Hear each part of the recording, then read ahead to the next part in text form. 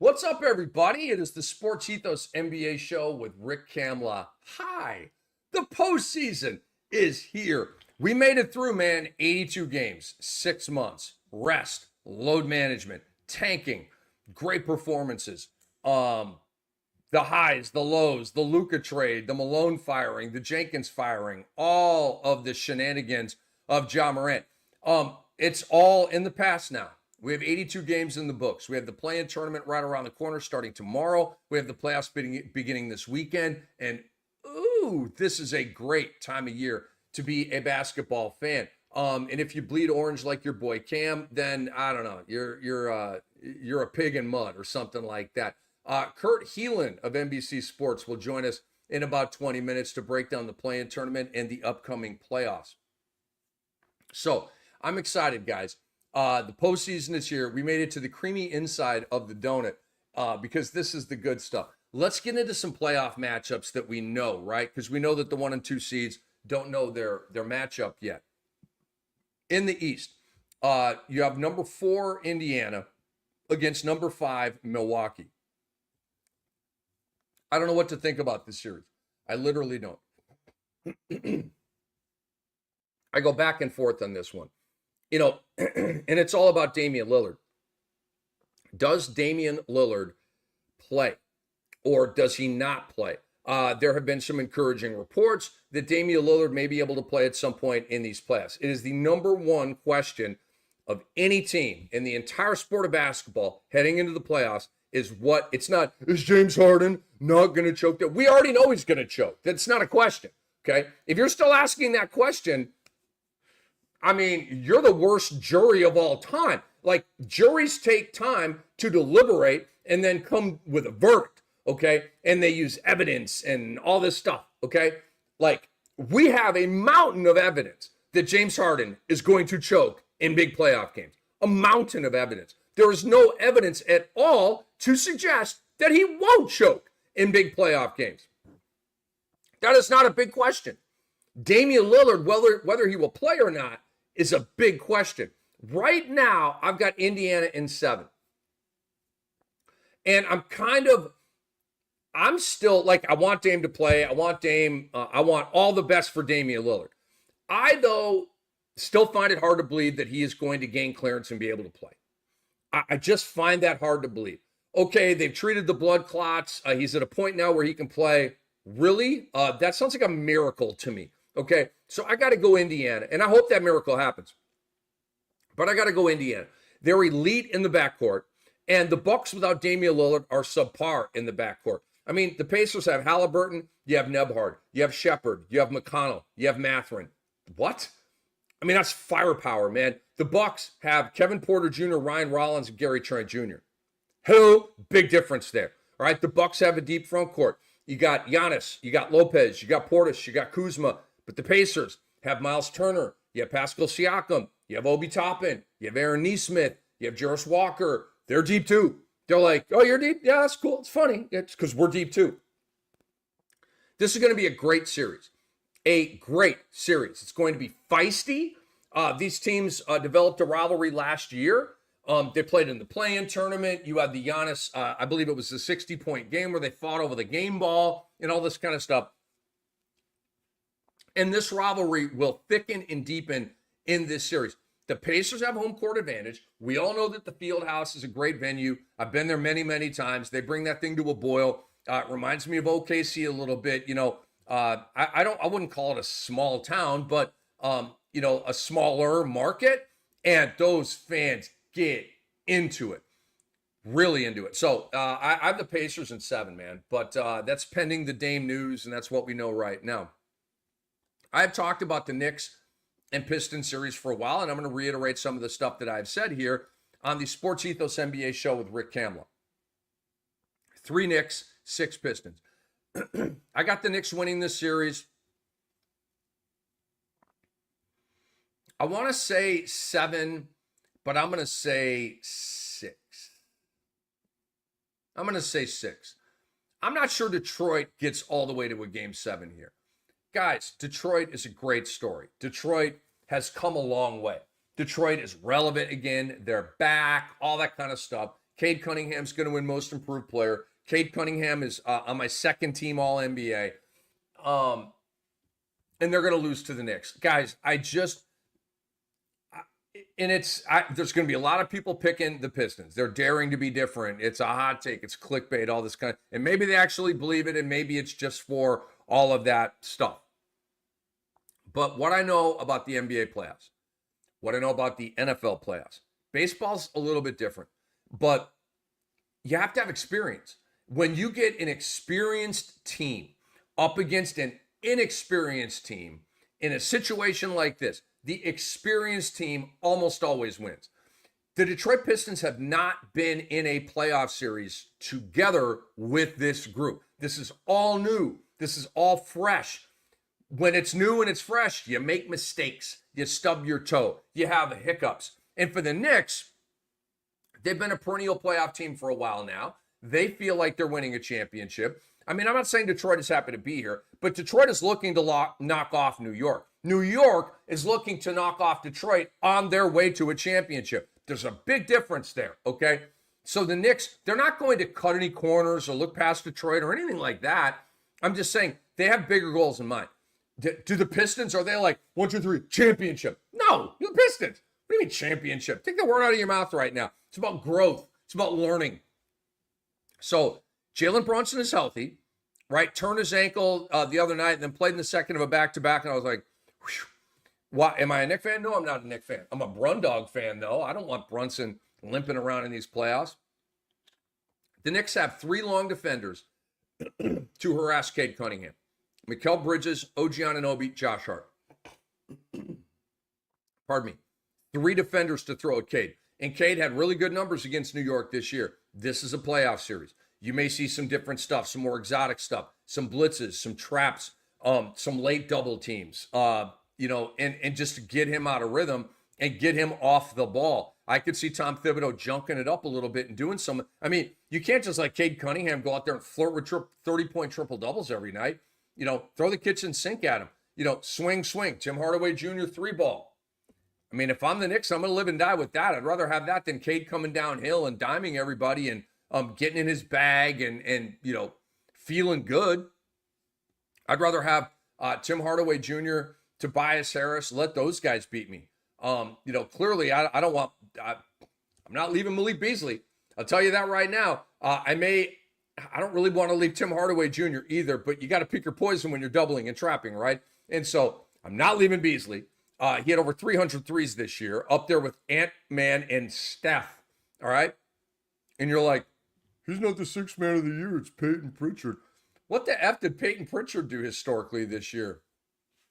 I'll wait. Well, he's the master of the shot at the end of the third quarter when we're already up 18 points at home against Charlotte. Yeah. I mean, I'm sorry. I don't mean to bang on Peyton Pritchard. I like him. He certainly had a 6-man worthy year. I'm preparing for the disappointment when he wins the award and Malik Beasley, the rightly winner, does not get it. Why? Because he's Malik Beasley, but more importantly, plays for the Pistons and doesn't play for the Celtics. I think that's like I don't know. I've said enough. But that is going to annoy me, and I'm already prepared for that. Let's move to the West. It is your boy Cam. It is the SportsEthos NBA show with Rick Kamla. Hi, what's up? The postseason is here. Shout out to the LA Clippers for making me look smart. I did a hit on VSiN yesterday morning with Tim Murray, and he asked me about, there was only one game that really mattered on Sunday, and that was the Golden State Clippers game. And I said, I like the Clippers plus the points. It was like 4.5 or 5.5 or something like that. And I kind of thought Golden State would win the game, but I'm like, this is a coin flip game. Literally, ask me who's going to win this game. I really don't know. Either team could win. I don't have a swing either way. I'm literally 50-50. So, would I be surprised at all if the Clippers went into Golden State and beat the Warriors? No, not even one little bit, okay? I think the Warriors are overrated, by the way. And so there was a little bit of that baked into that. But I told Tim, I'll take the Clippers plus the points. Golden State might win 1 or 2. So I'll play the middle there and cover the spread. But got that one, and the Clippers went and won the game. James Harden went 39, 7, and 10. Kawhi Leonard went 33, 6, and 7. For Kawhi, that's what he's going to do in all these playoff games. For James Harden, he's going to do that in like games 1 through 4. And then when you get to games 5, 6, and 7, he's not going to be doing that anymore. That's just who he is. So the Clippers beating the Dubs has created the Russell Westbrook Bowl. 4th-seeded Denver, 5th-seeded Clippers.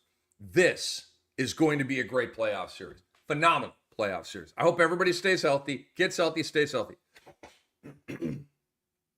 I've got Denver winning in, I had 6, and I'm live right now, and thoughts come. I'm gonna go 7. I really am. I 6 now. Because even if James Harden, starts choking and missing shots, you have Norman Powell, you have Kawhi Leonard, you have Zubats, you have a great collection of role players. You got Bogey Bogdanovic, who can have a 11-point third quarter and change a game. You got guys that got buttons to push. So the Harden choke is going to happen, and it's going to be in the Clippers' way. But maybe not until Game 7 in Denver up in the altitude. That'd be the most James Harden thing ever, right?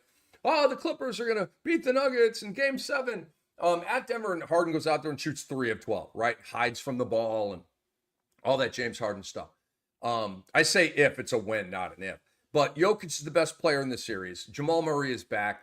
And Russell Westbrook's going to be fired up. His future is uncertain in Denver based on the coaching change because Michael Malone loved him and now not feeling the love so much. And he's going up against his former team here, and he's trying to audition for other jobs. So I think you're going to get the best of Russell Westbrook in this series, and he may even be a difference maker in that Game 7. I have the Nuggets winning that series in 7 games. I have another 7-gamer for you. The 3rd-seeded LA Lakers will take on the 6th-seeded Minnesota Timberwolves, my Wolves. And to prove that I'm fanboy for the Wolves, but I'm an analyst here. I have the Lakers in 7. I think the Lakers are going to win this series, guys. The Lakers are going to do the Nuggets a favor and knock out the Wolves. They're kryptonite. So Lakers knock out Wolves, and the Lakers are going to want the Clippers to knock out the Nugs because the Nugs are the Lakers' kryptonite. See how that works? The Lakers just can't get past Denver. That's been proven here in the last couple of years. LeBron is fine. After that injury scare, that is gigantic news. So LeBron and Luka and Reeves take arguably the best 3 in the NBA. I'll say this. They have the best big 3 in the West. I will say it that way. I can't put them above Porzingis, Tatum, and Brown because they just did it. And Porzingis, Tatum, and Brown are all all-star level players, all nasty, awesome players. Think about it. Reeves, Luka, and LeBron go about 75 points a game. That's kind of insane. The Wolves went to the West Finals last year, and so I think the law of averages is gonna take effect here. Like, trust me, I've lived it. The Minnesota Timberwolves don't just make long playoff runs every year. They have made 2 long playoff runs in their entire franchise history. 2. Back in 2004 with KG, Sprewell, and Cassell, and this past year. So I got to go with the history a little bit. I got to go with the pattern a little bit. I got to go with the franchise historical identity here a little bit. And there is a lot of thrust with the Lakers. It's not hype for me, but there is a lot of momentum with that team. They have been a better team than Minnesota all year. Okay, there's that. Before Luka and after Luka, they've just been a better team than Minnesota. The Lakers are 31-10 at home, 2nd best in the West. The Wolves don't have the same firepower as the Lakers. Ant-Man has been ripping off big games lately. And by the way, shout out to Ant-Man for he might be the funniest guy in the league. I don't know if you guys saw the clip. Go to @Kamla Sports if you want to see what I'm talking about here. Ant-Man, Julius Randle is doing an interview, and Ant-Man in the background is going, "I'm the best player in the world. Tell all the girls." And Julius Randle tries to keep a straight face and just like busts out laughing. It's absolutely hilarious. Ant-Man just trolling and being the funniest dude in the league. And so I got Lakers in 7, man. I got the Lakers in 7. The play-in tournament is right around the corner as well, and I will get to that in moments here. But let's bring on my buddy Kurt Helin. Kurt Helin is one of the best NBA reporters and journalists in the biz. He is with NBC Sports. Specifically, you can follow him at Basketball Talk on Twitter, lead NBA writer and managing editor at NBCSports.com. And he comes off the Nike Hoops Summit. Kurt, are you back home? Are you in a hotel? Where are you at? Not long after this interview, I head to the airport. I was here for one extra day, ostensibly to watch the Laker game that was meaningless, but I was there for Chauncey Billups getting to talk about getting re-upped in Portland, which was interesting. But obviously, wood cuttings still in Oregon, man. I love it. Kurt, good to see you. Good to hear your voice, man. You mentioned the Chauncey Billups news, and I'm going to talk about that a little bit later in my show here. You said that, it was interesting, the extension that they gave him. Go into that a little bit. Why is that interesting to you? There's been a lot of rumors about, who was going to let go. And we already saw one today. I don't know if you saw this in the last 5 minutes that David Griffin is out the door in New Orleans now, which isn't a huge surprise, obviously, after their years of struggle. Billups was a name in league circles, and you probably heard this, Rick. He was linked to Phoenix hard because of the Matt Ishbia and the entire, Michigan connection that he goes for. He'd been linked to Denver too, where he had played previously. And I think that there was a sense that, man, if we're going to keep him and we're going to keep Joe Cronin, and if we believe, and they do believe this in Portland, that the turnaround since January 1st, where this was basically a 500 team and was starting to find itself and find an identity, they think that's real and they don't want to change anything. And so they've signed him. I think they had to make this move before anybody else made a move, and suddenly Billups had leverage. I mean, look, I agree. I like the move a lot. I just like its stability, its cohesion, its patience. It's how you do it. Like the Matt Ishbia thing, where you're shortcutting to go get Bradley Beal, which was a dumbass move when he made it. You're churning and burning coaches. Like, that's not how to do it. Portland is doing it the way you should. So yeah, let's focus on this breaking news here for a moment here. David Griffin and Willie Green will not return. Kurt, I think the David Griffin part of this is a mistake. The Willie Green part of it, I figured Willie Green was not going to be long for that job. I felt like the rope was slipping through his hand right there. I think David Griffin's one of the best shot callers in the league, one of the best talent evaluators in the league.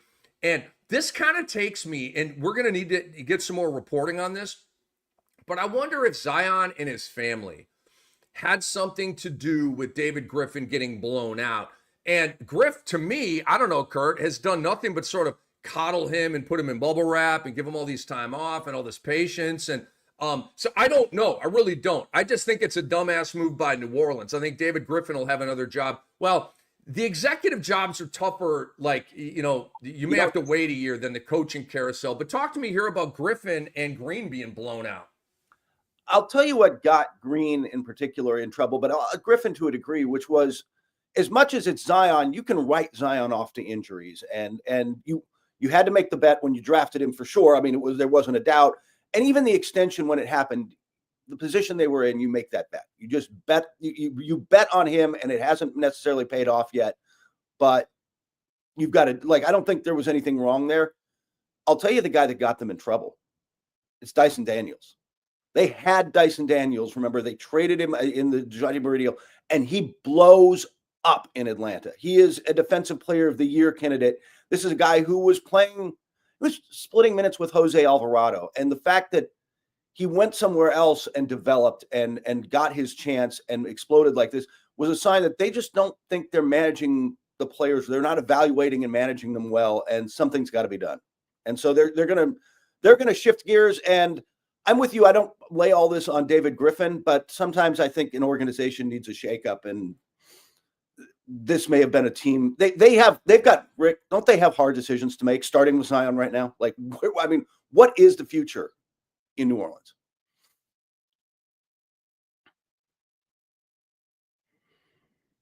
pardon me. I mean, you got to get healthy, right? Herb Jones, DeJounte Murray. Like, I don't know. I had the Pels at least in the play-in tournament with a healthy roster. I thought that David Griffin, and this is at the time, right? And it's funny how like everybody forgets they're thinking when stuff happened, and then they see, the results. By the way, Willie Green will remain the coach. Michael Scotto, who I'm buddies with, has reported that Griffin and Green will be blown out. Shams Charania is pushing back on that report and saying that Griffin's been blown out, but Shams says Pelicans coach Willie Green remains in place as the franchise holds a full search for the next lead basketball operations executive. Yeah, what do you make that? That's weird to me. I'd rather keep Griffin, blow out Green, and they're doing the exact opposite here. If you're and nothing against Willie Green here, but if you're hiring a new GM and you've been shaky like this, then with all due respect to Willie Green, let the new GM hire the coach. Great right? point. Like that was part of what we were talking about Portland. That was part of it. That Chauncey Billups was a Neil O'Shea hire. He's not a Joe Cronin hire. And so like they've come to work together and their relationship seems strong. But if it's not your guy, and give that GM the chance, whoever they're bringing in to replace Griffin deserves the chance to have his guy in there and sit down and pick your direction. They were talking about testing the trade waters for Zion this summer. I don't know if they do or don't do that under whoever comes in, but whatever the lane is, man, you got to pick it and go that way. Totally. Kurt Helin hanging out with Rick Kamla here from NBC Sports.com. Look, yes, they need to trade Zion Williamson. Who would want him at this point? Who is paying max money for half man, half a season? I feel like the hype is kind of worn off a little bit too, and now he's just a star. He's a mythical star with I don't know if there's like baggage, but I mean the guy just can't stay on the court. So yes, I would look to trade him. I think that this is some bonehead stuff by the New Orleans Pelicans. I love the point you made there. Look, I'm not trying to get Willie Green fired. I'm not trying to get Coach Bud fired. I'm waiting on that report, though, Kurt. That is coming. I would be shocked if that doesn't happen in the next 24 hours. Yeah. Good point. Me too. So I'm not trying to get any of these guys blown out, but we are analysts. We just react to the news here. And I just keeping Green and blowing out Griffin just does not make sense. Yes, you just start the whole thing over. But going back to the Dyson, when the Dyson Daniels DeJounte Murray trade happened, did you think that Griffin blew out Landry Fields in the Hawks front office, or did you like that move from the Atlanta perspective? First off, I thought Atlanta needed to speaking of picking direction, like the DeJounte Murray and Trae Young thing looked good on paper and never panned out. Like it just, you thought, oh, that's going to work. And it gets there and it didn't. And they pivoted and they made their move. And I thought DeJounte would fit better in New Orleans. Maybe I have been too high on DeJounte Murray. I mean, I thought that this whole thing was going to work better than it has for him. I didn't think that was a bad trade for New Orleans at the time, but I wondered if like Dyson was the guy I would have tried to keep because you could see the potential there. And I think, man, to his credit, I mean, he's going to win most improved player. He's got my vote, but I don't see, I think part of it was just opportunity. Part of it was him being put in a position where he was given an opportunity that he didn't really get in New Orleans. And it's kind of on the coaching staff. Whew, great points, man. Great points. It's so revisionist history to me because I bet a lot of the people that were loving the Pelican side of that trade and obviously seeing how it played out, like if DeJounte doesn't get hurt, okay, and plays this year out. I mean, obviously Dyson Daniels with that opportunity in Atlanta has taken it and run with it. He's my defensive player of the year, Kurt. I think he's been the most disruptive and impactful defensive player in the league this year. I don't know if you share that opinion. He is in the mix. I'll tell you the perimeter defender I actually might have ahead of him is Lou Dort. And that's just because Lou was such a shutdown wing, but I don't want to take anything away from how well Dyson has played.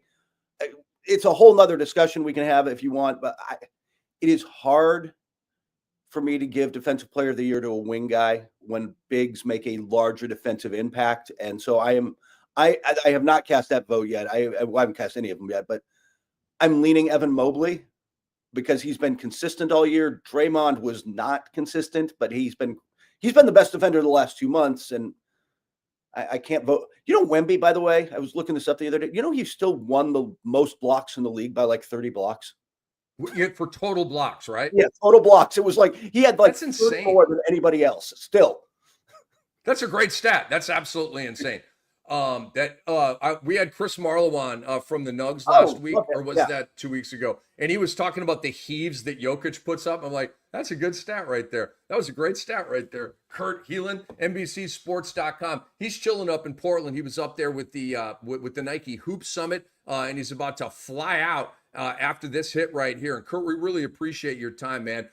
You mentioned Draymond Green, and I am so happy to hear a plugged-in media member call it like it is with Draymond Green. I think Draymond Green has talked his way into a DPOY. I think he's going to win the award, and I think it's because of blah, blah, blah, blah, blah, podcast and all the post-game stuff, because Kurt, to me, was not activated until Jimmy Butler got there. And as you said, he's been the best player over the last 2 months defensively. I'll give you that. But what about the first half of the season? So I can't go there. I would vote for Evan Mobley over him. I would vote for Lou Dort over him. I think SGA needs a little bit more love in the DPOY conversation. And clearly, like I said, Daniels. Yeah, Daniels absolutely deserves it. The funny thing with SGA is, like, when we get to conference finals and finals, he's going to get picked on a little bit. And it's not because he's a bad defender. He's actually a good defender. He just might be the fifth best defender on the – like, we're going to go after Chet. Hartenstein's hard to go after. You're not going after Dort. JW is a great – like, there's no weak link on them. That's what really honestly separates Oklahoma City and Boston is all five guys can defend. All five guys you've got to cover. And that's a lot to do on both ends. It's hard to get five of those guys out there. But I'm defensive player of the year is hard because I think every candidate's got its flaws. And so it's really this year, it's one where I talk to scouts more for that award and frankly, coach of the year, because I'm not a scout. I don't pretend to be a scout. Like, right. I'm like you. I know. I watch a lot of basketball. I know some basketball. Look, man, if they're running floppy or horns, I know what the set looks like, right? Like, oh, there's an Iverson cut. But I'm not a scout. I'm not going to pretend to be a scout. And defense is something that I don't see. But I think that award is more influenced by loud voices than many others, because I think there's a lot of media members looking for direction on that one. Like they don't know. And so they trust. Like, I tend to just go to people I know. But I think to drop a name, if Zach Lowe comes out and says, hey, it's X, that guy's going to get a lot of boost because, Zach knows his stuff. There's certain people who can just influence that market. It's a great point, man. That is a great point. Do you think, Kurt Helin, at Basketball Talk on Twitter, that the Golden State Warriors are overrated right now? No, actually, I think they might be Western Conference finalists. They are going to get Houston in the first round, and that is going to be – I shouldn't assume they're going to beat Memphis, but assuming they beat Memphis. I think they're the better team than Memphis, but that's the beauty of the play-in is it's what we love about the NCAA tournament, right? One game. Ja Morant can be hot. We sleep a little too much. Jaren Jackson Jr. is going to be an all-NBA player for me. I think sometimes he's up there with Zubats as like the most underrated players in the league. So assuming though they make it, I think they can win that game or win that series, but that's going to be a barn. Like, there's no bad series in the West. Like, every series in the West is going to be really good, but that's Houston, Golden State would be fascinating. If Golden State gets by that, they get the Lakers, and that's going to be not only a ratings bonanza because of LeBron and that would be a great one. But I honestly, through that, I see a path to the conference finals for them. Like, I think they're capable of doing that. I just also think there's like four other teams. It's Oklahoma City is my question. I don't know who the other team is. You literally just went to, so you already answered it. OKC has the West.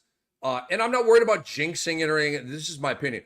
They got the West on lock. I'm not even sure they'll go to a game 7 in any of these 3 series. And I believe they're ultimately going to win the finals this year over either Cleveland or Boston. And right now, my pick is Cleveland for that. Talk to me as we shift here and just kind of go with the flow here. Talk to me about Cleveland. How serious are you about the Cleveland Cavaliers? Do they still need to show you stuff?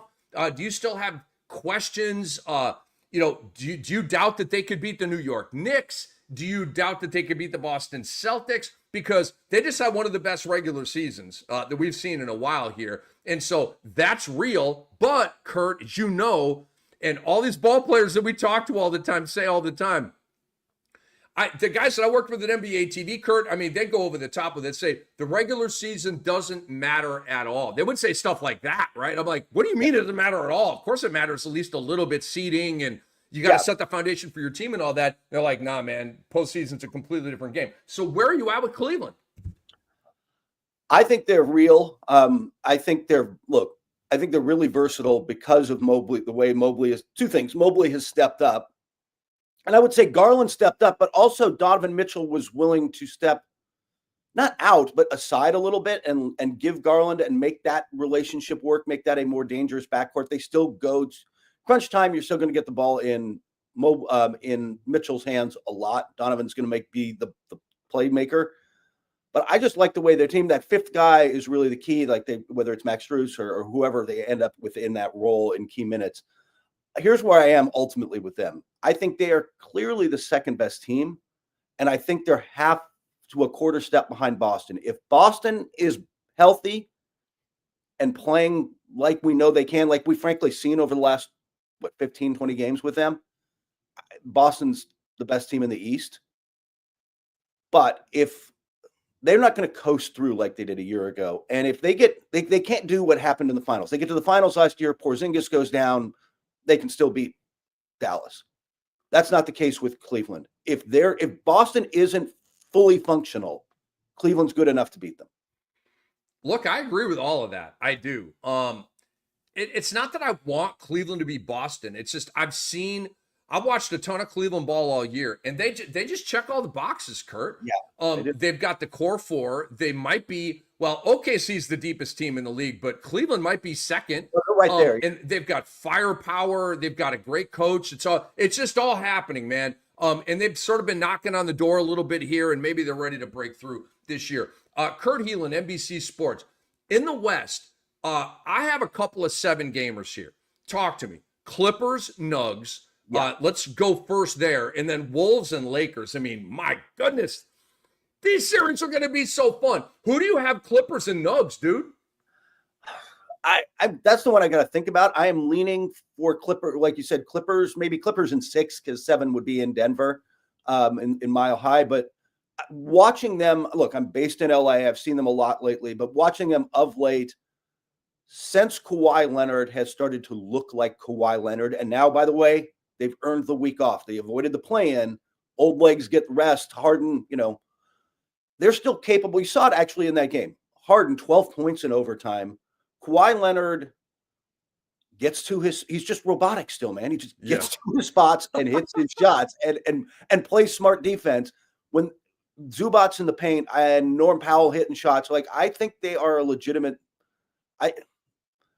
Denver doesn't scare me the same way. I don't trust their defense. They're capable. We've seen flashes, but like, are you going to get 4 or 5 really good games out of Jamal Murray in this series? Is Michael Porter Jr. going to step up and be that guy? They have to be fully functioning, I think, to beat the Clippers. And I think Zubac causes enough problems for Jokic that, as much as anybody causes problems for Jokic, I'm going to take the Clippers in 6, but I think that ultimately probably, but that's a 6-7 game series that's going to be knockdown, drag out, and could go either way. How about Lakers Wolves? I think the Lakers win that. First off, if you're the Timberwolves fan, you have to wake up and go, not Luka again. I'll take the Lakers, but again, probably 7 games, 6 or 7, probably 7 games. And the bad news for the Lakers, who are not the deepest team in the league in this is going to be physical. They are going to get beat up for 7 games. It is going to be the Lakers are for a team without a center, they're actually a pretty big team because they're all with Dorian Finney-Smith, with LeBron, with Luka, who's 6'8". You kind of forget he's 6'8". Like, they're just big across the board outside of, like, Gabe Vincent gets minutes, but, like, they're big across the board. But that's a big team and a physical team in Minnesota that's going to wear them down a little bit. I agree with that, man. I have the Lakers winning that series as well in 7 games. I have another 7-gamer in the East, Kurt. Indiana and Milwaukee. Huge question with Damian Lillard. How do you sort of handicap or view that series as we sit here right now, not knowing if Dame is going to be able to play or not? Yeah, and the two teams that this is maybe more than any other series going into it. These two teams don't like each other. Like, that's what I want in the first round, right? Or in the playoffs in general. I want to get some rivalries. Here we go with them. Milwaukee's got to feel better, at least, that they've got Giannis for this round. They lost without him a year ago, and obviously without him this year, they'd be toast.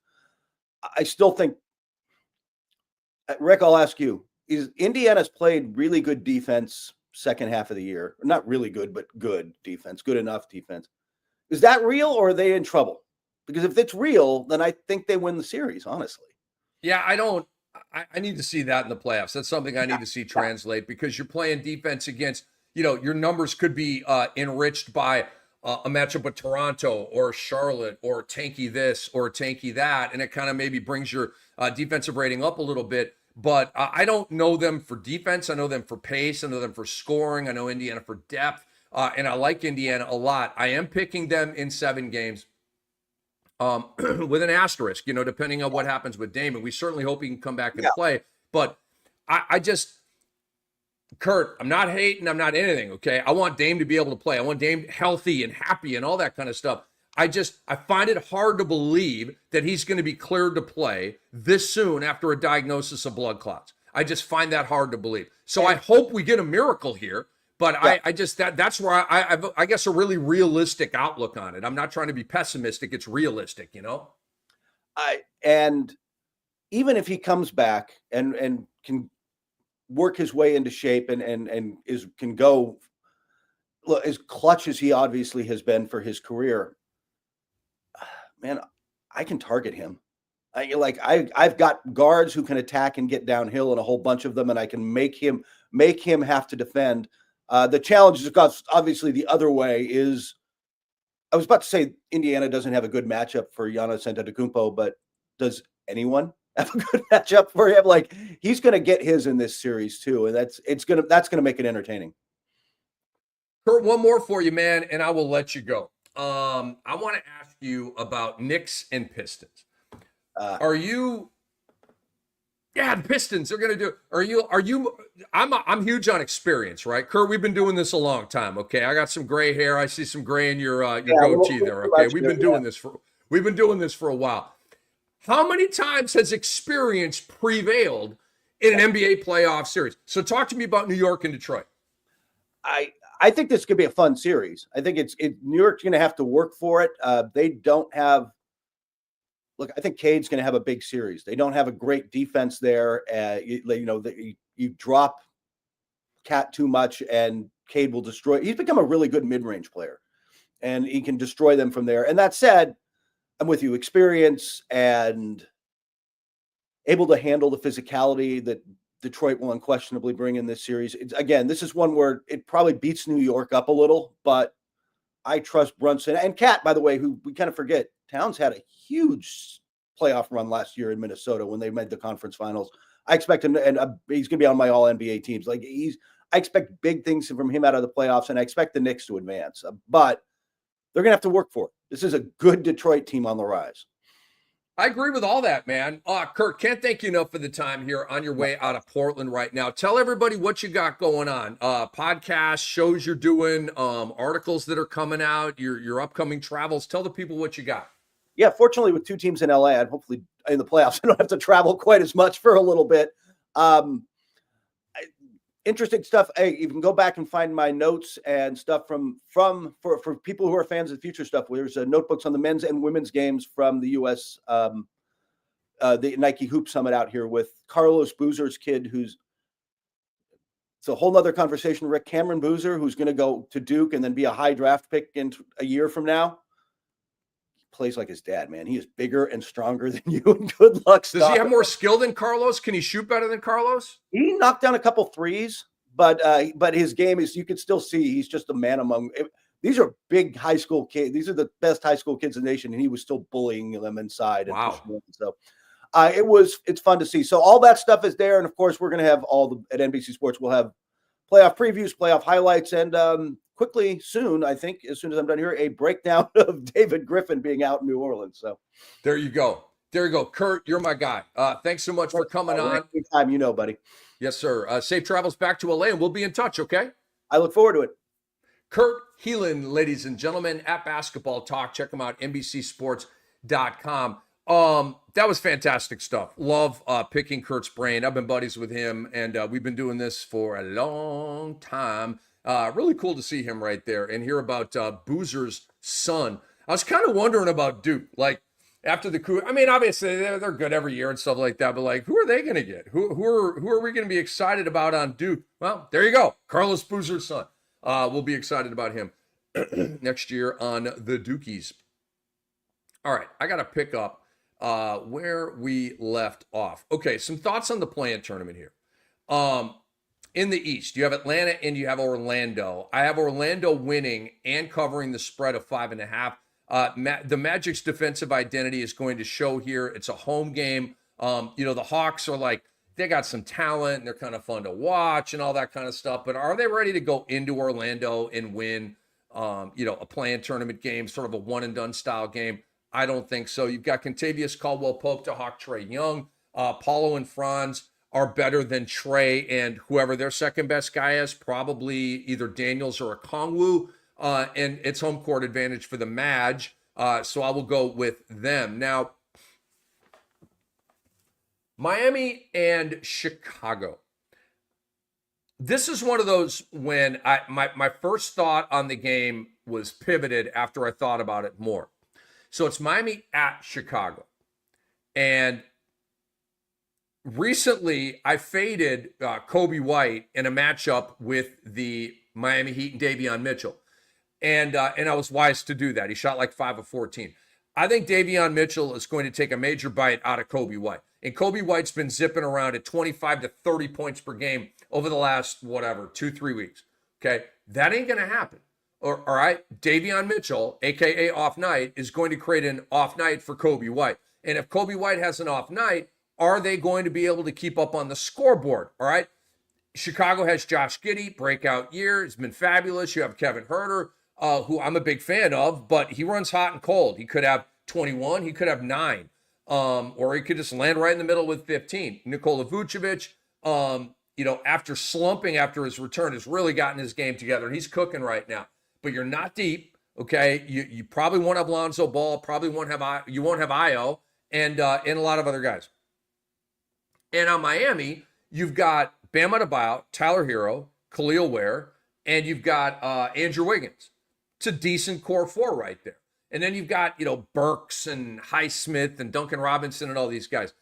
I like Miami to go in there and win it. I do. And it's literally a Davion Mitchell thing. If the Miami Heat either didn't play Davion Mitchell or didn't have him, and, it was going to be like, like Alec Burks. I mean, he's on the Miami roster. He's been starting recently. He'll probably start this game. But, a guy like him, like Kobe White's going for 30 against Alec Burks. Kobe White ain't going for 30 against Davion Mitchell. So I have the Miami Heat. I have the Miami Heat winning, and I will take the 1.5 points. In the West play-in tournament, does it get interesting? With the Memphis Grizzlies at 8 and the Golden State Warriors at 7. The Warriors are a 6.5 point favorite here.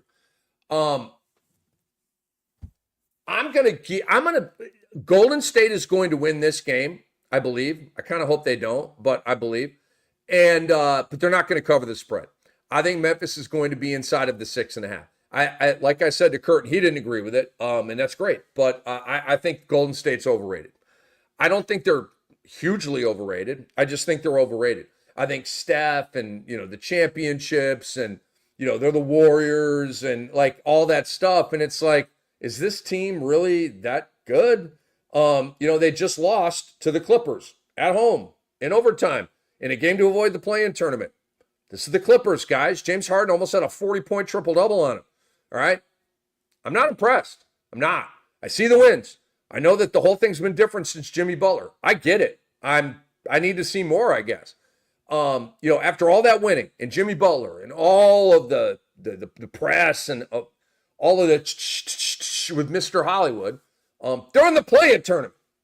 That should tell you something, right? One of the best teams over the last 2 months in the regular season, and they're in the play-in tournament. Well, that's the West. No, they didn't win enough games. That's what that is. I love it. Coach Kurt deserves this for his awful rotations all year long. Jimmy Butler deserves this for flipping the switch on and off whenever he wants to. Ja Morant, Jaren Jackson Jr., and Desmond Bane. It's a damn good big three, yo. And stacks up, I think, with Curry, Butler, and Green. So game on. Ding, ding. I think the Warriors win. I think the Grizzlies cover. And then this is a tricky game. The 10-seeded Mavericks at the 9th-seeded Sacramento Kings. Tricky game. Sacramento's a 4.5-point favorite here. And I like Sacramento. I like them to win. I like them to cover. But I don't feel great about it. I would not bet this one. Sacramento's at home. DeRozan and Levine are killing it. I think Keegan Murray's ready to have a big game without Malik Monk. And I know Sabonis is going to go large in this game. Sabonis is not a great historical matchup for an Anthony Davis who rarely beats him.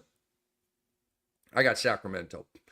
My Cammy of the week goes to Chauncey Billups, Joe Cronin, and the Allen family for the Chauncey Billups multi-year contract extension. And he finished his fourth season. That was the last year on his contract. And Portland made it right here, as opposed to whacking him today, which they could have done, or just made a report they will not be, renegotiating his contract, which means he was fired. The Blazers also reached a multi-year extension with general manager Joe Cronin on Monday. And so Cronin on Monday, Billups on Sunday. Bam, there's your power structure. ESPN reports Cronin and Billups have publicly spoken about their friendship spanning decades. And so they've got that cohesiveness, that organizational chemistry. Billups has led the Blazers to a 22-18 record since January 19th, not including Sunday's game. They ranked top 5 in defense and 3rd in transition defense during that stretch, according to ESPN research. And Chauncey has directed the ascension and development of 3 very, very important players: Denny Avdia, Shaedon Sharpe, and Toumani Camara, and he deserves a lot of credit for that. Guys, why the Cammy of the week is because this is how you do it. This is how you build a sustainable culture. This is smart. This is playing chess, not checkers. You don't change your coach every year, Phoenix. You hang in there and let it grow. Denver did this with Michael Malone. He built a championship culture. Then it got weird for him and he got whacked. But the Kroenke family made the right decision back in the day to hang in there with Coach Malone. Remember when they lost to the Lakers in the bubble and all this kind of stuff? And I guess there were some let's get Malone out of here vibes, and they didn't. And they hung in there with it, and they got rewarded with a championship with Michael Malone. That's what you do. And I wouldn't have blown out Malone now, but it was a 10-year run. Okay, like that's how this should look. Your coach should be your coach for a long time. Like you should get it right. And if you have a bad year, a disappointing year, hang in there with it, man. If you have the guy, you have the guy. So, a lot of teams churn and burn coaches, and Portland's not doing that. I am proud of everybody involved here in Portland for working with a sane, rational brain and not making these stupid, rash moves like firing David Griffin like the dumbass Pelicans, or trading Luka, firing Jenkins, firing Malone. These are all dumbass moves, okay? They prove that you don't know what you're doing, okay? The Blazers know what they're doing. They have a plan. These other teams, they either ruin their franchise or set their franchise back significantly. Meanwhile, the Blazers are over here chopping the wood of a slow build, like OKC, like Houston. And the Blazers are going to rise like those teams. Maybe not all the way up to 1-2 in the West, but Portland will be my little team that could in the Western Conference and maybe the entire NBA next year. I get excited about good GMing, like Danny Ainge making a great draft pick. And I hate the tank in Utah, but I love Danny's draft picks. When David Griffin finds another gem in the draft, right? I love that stuff. And like what Portland's doing right now gets me geeked. What Dallas did with the thought process behind trading Luka, that's the exact opposite. It's like, you're morons, like literally insane. You think you know what you're doing, but you have no clue what you're doing because you suck at what you're doing. Think about the core that Portland has. Shaden Sharp, Scoot Henderson, Donovan Clingan, Denny Avdia, Tumani Kamara. That's 5 guys. Anthony Simons, Jeremy Grant, DeAndre Ayton, Matisse Thybulle, Robert Williams. That's 10 guys. In no particular order, I just listed the guys. That's 10 good players right there, man. All under contract for next season, okay? They are ready to go. So I'm excited about the Portland thing. Love the 3-forward look with Grant and Kamara and Avdia. That worked very, very well. And shout out to Chauncey Billups, who's a great guy, and he's doing great work up there in Portland. And next year, I believe they will be a winning team. Time for Rick's rant. Guys, I don't have a long Rick's rant today. I usually do. I've kind of chopped it up into 3 things that have kind of annoyed me or that I wanted to talk about. Mikal Bridges played 6 seconds yesterday to keep his consecutive game streak alive. He played 6 seconds. You just ruined the streak. Let me give you an example. Last week in the Cam Dynasty, okay, it's my fantasy dynasty league. I'm in the championship round, playing against Paul Charchian and Randy Shaver. It's Thursday, still a very tight game. They may have even been in the lead. I ended up winning 6-2 and winning the second straight championship. Trust me, there's a connection here. So there was I had a scheduling issue and couldn't make a roster move in time. And they were bird dogging my lineup and, hey, you're carrying extra players and stuff like this. Okay. So as the commissioner, I have the ability to retroactively make moves and like fix it. And so I don't have to just like, oh, sorry, the games have started. I can't do it. As a commissioner, you can still make changes. So I took a guy out of my lineup. I took Orlando Robinson out of my lineup. He had like 13 points, 4 rebounds, I don't know, a 3, a steal, something like that. Not great, but it was a tight ball game. Like I still needed those stats at that point. But I did not want anybody sullying a championship. I would rather lose the championship and not have whiners than win the championship and leave Robinson in my lineup and have whiners. Okay? Well, you shouldn't have won because you blah, blah, blah, blah, blah. So I just took him out of the lineup. He had 7 guys that night. I had 7 guys that night, and I fixed it and ended up winning. Okay? So now there's no yeah buts. There's no asterisks. There's no buzz kills. Mikal Bridges, and the way they did this, has created an asterisk. Does this streak even really matter now? It would have been way better if you played like 12 minutes, 15 minutes, play the first half, don't play the second half. 6 seconds? It looks bad. It looks real bad. Okay? So does his streak actually count? Officially, yes. Gut test? No. AC Green is laughing at this streak. The great AC Green of my Showtime Lakers played in 1,192 consecutive games. 1,192. Most dudes just want to play that many games. I wonder if Green had to play 6 seconds to continue his streak. I doubt that was the case. I bet he played the majority of those 1,192. I love Mikal Bridges. Love him. He's a baller. He's a gamer. He loves the game. He's a warrior, an Iron Man, an availability guy, a durability guy, all of that stuff. Great. Play 15 minutes. Don't play 6 seconds. Don't tag a guy with a foul and check out of the game and, oh, that counts as a game played. No, the F it doesn't. You played 6 seconds. To me, the NBA should almost take the game away. Sorry, you played 6 seconds. They have some kind of rule to meet the 65-game threshold about, minutes played limit. You can't, like, to get to 65 games, you can't play like 6 seconds and get credit for that game towards your 65. Doesn't work that way.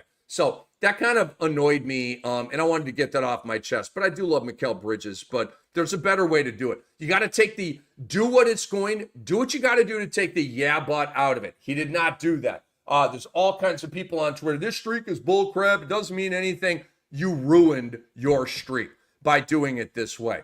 All right, so let's move on here, guys. A couple other things. Yes, I want to get my all NBA teams out here, and then we will say bye-bye to you, our great audience here. It is the Sports Ethos NBA show with Rick Kamla. Hello. Thank you guys so much for hanging out with us. Please subscribe to our YouTube channel, the Sports Ethos NBA show with Rick Kamla. Also, the Fantasy NBA Today, the Fantasy WNBA Today. We would love all of that. My all NBA teams, because my awards are in SGA for MVP, Dyson Daniels DPOY, Malik Beasley is the sixth man, Stephon Castle's your rookie of the year, Kenny Atkinson is your coach of the year, and Cade Cunningham is your most improved player. All NBA first team, Nikola Jokic. First team forward, Giannis Antetokounmpo. First team forward, Jason Tatum. First team guard, Shai Gilgeous-Alexander, and also Tyrese Halliburton. And I told you guys about that, the guard thing, I think on last week's show. Jokic, Giannis, Tatum, SGA, Hallie. That is my first team All-NBA. Now, I promise Halliburton will not be first team All-NBA with the actual voters, but I put Halliburton over Curry, and it is a coin flip. It's right there. Because I feel like Curry and Green, and Curry was good all year, but like I felt him more after the Butler thing. I just think he got more serious, got more locked in after the Butler thing. And, you know, Halliburton got off to a little bit of a slow start and then got it cooking. But Indiana's just been like a really good team all year. I don't know. And like the late movement by Golden State, like I said, I think they're overrated. So I went Hallie barely over Curry. Second team All-NBA for me. Karl Anthony Towns is your center. LeBron James is at one forward, and Jalen Williams, that's right, J-Dub of OKC, is at the other forward spot. The forward spots are tougher to fill than the guard spots for sure. And then second team with the guard spots, I've got Steph Curry and I've got Cade Cunningham. So second team, Kat, LeBron, I mean, just phenomenal. And I saw over the week, his streak, consecutive seasons with 25 points or more has ended, and people are like bummed out. The guy had another all-NBA, like fringe MVP type of, he averaged like 24.5 points. His streak is like, that's a bogus streak.